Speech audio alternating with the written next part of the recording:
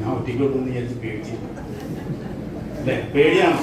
ഒത്തിരി നേരം കൂടി സംസാരിക്കായിരുന്നു. ഇപ്പൊ ഇവിടെ വന്നു കഴിഞ്ഞപ്പോ നമ്മളൊരു ചിന്താഗതിയില്ലേ, എന്താ കുറച്ചു നേരം കൂടി ആ മൈക്ക് കിട്ടിയാൽ സംസാരിക്കാവുന്നു എന്ന് തോന്നുന്ന ആളുകൾ. സത്യത്തിൽ ഞാൻ ഈ മൈക്ക് ഈസി ആയി കഴിഞ്ഞപ്പോ ഇതുപോലെ സ്റ്റേജ് കയറ്റി അങ്ങേയറ്റത്ത് മൈക്ക് വരുമെങ്കിൽ ഞാൻ ഇങ്ങേയറ്റത്ത് നിൽക്കും. എന്നിട്ട് ഈ മൈക്ക് കൈമാറി ഇപ്പുറത്ത് വരുമ്പോഴത്തേക്ക് ഞാൻ എന്തൊക്കെ പറയണമെന്ന് വിചാരിച്ചതാ പോകുന്നത്. പക്ഷേ ഒരു ഉണ്ട കയറി തലയിൽ ചെന്നിട്ട് പുറത്തു പോകും. പിന്നെ ഒന്നും പറയില്ല. ഞാൻ എന്റെ കൺട്രോൾ മൊത്തം പോയാണ് ഞാൻ സാധാരണ അവിടെ പോയിരിക്കാറ്. പേര് വളയഞ്ചരഗ്രാമം പറയും, സ്ഥലം വിനോദെന്നും പറയും, നേരെ തിരിഞ്ഞു. ഇങ്ങനെയൊക്കെയായിരുന്നു എന്റെ അവസ്ഥ. പക്ഷെ ഇന്നിപ്പോ കുറച്ചൊക്കെ അല്ലെ, ഞാൻ പ്രാസംഗികമൊന്നുമല്ല, എങ്കിൽ പോലും കുറച്ച് കാര്യങ്ങളൊക്കെ പറയാൻ വേണ്ടിയിട്ട് എനിക്ക് സാധിക്കുമെന്ന് തോന്നുന്നു. കാരണം കഴിഞ്ഞ ദിവസം എനിക്കൊരു പണി തന്നു ഈടെ. ഇത്രേ ഉള്ളൂ, രാവിലെ മീറ്റിംഗ് തുടങ്ങിക്കോന്നുള്ളൂ. ഞാൻ മീറ്റിംഗ് തുടങ്ങി വെച്ചു, ആള് വരുന്നില്ല. എന്നിട്ട് ഞാൻ വഴി മാറിപ്പോയി, അങ്ങനെ പോയി ഇങ്ങനെ ഉച്ചവരെ ഞാൻ മീറ്റിംഗ് എടുത്തു. എന്റെ പൊന്നേ, എനിക്കറിയാവുന്ന കാര്യമൊക്കെ ഞാൻ അടിച്ചു.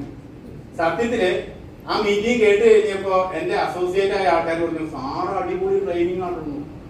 ഞാൻ അതിശയപ്പെട്ടു പോയി, ഞാൻ തന്നെയാണോ?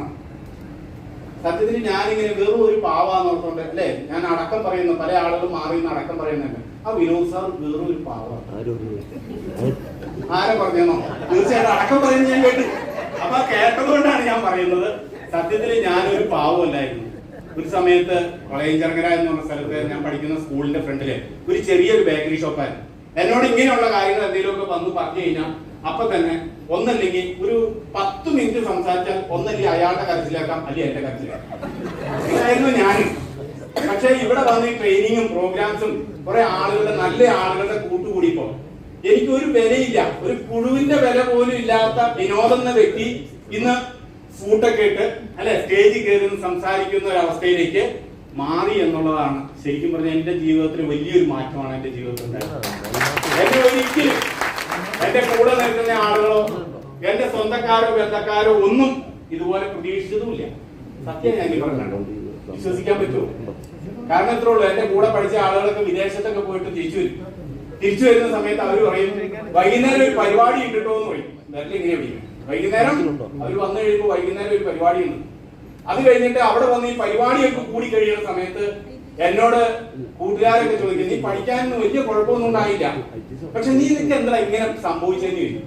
നീ എന്താ ഇങ്ങനെ ചായക്കടയും അച്ഛന്റെ ചായക്കടയും ഈ തൊട്ട് ഇങ്ങനെയുള്ള കാര്യങ്ങൾ എന്തെങ്കിലും തൊട്ട് തൊടിയിട്ടുള്ള കാര്യങ്ങളൊക്കെ ചെയ്തുകൊണ്ട് നടക്കുന്നതെന്നൊക്കെ എന്നോട് ചോദിക്കാറുണ്ട്.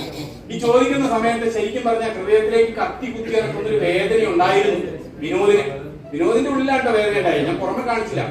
ഞാൻ അവരോട് പറയുന്നത് എങ്ങനെയാണ്, ദൈവം എന്റെ തലയിൽ എഴുതുന്ന സമയത്ത് പേന തെളിഞ്ഞില്ല. അപ്പൊ എന്റെ തലയിൽ എഴുതുന്ന സമയത്ത് പേന തെളിഞ്ഞില്ല. അപ്പൊ നിന്റെ തലയിൽ കറക്റ്റ് ആയിട്ട് എഴുതുകയും ചെയ്തു, എന്റെ തലയിൽ കുത്തി വരയ്ക്കുകയും ചെയ്തു എന്നാ ഞാൻ പറഞ്ഞത്. പക്ഷെ ഞാൻ ഇന്ന് പറയുന്നു, മൈലേജ് എന്ന് പറഞ്ഞ പ്രസ്ഥാനം എന്റെ ഈ കയ്യിൽ കിട്ടിയതിന് ശേഷം ഞാൻ അവരോട് പറയുന്ന, എന്റെ മനസ്സുകൊണ്ട് ഞാൻ അവരോട് പറയുന്ന ഒരു കാര്യമുണ്ട്, എന്റെ തലയിലാണ് നന്നായിട്ട് എഴുതിയിരിക്കുന്നത്. ഇന്ത്യയൊക്കെ തലയിൽ അപ്പൊ കുത്തി വരച്ചിരിക്കുന്നതെന്ന് എനിക്കിപ്പോ പറയാൻ പറ്റും. ഞാൻ അഭിമാനത്തോടു കൂടിയാണ് ഞാനത് പറയുന്നത്.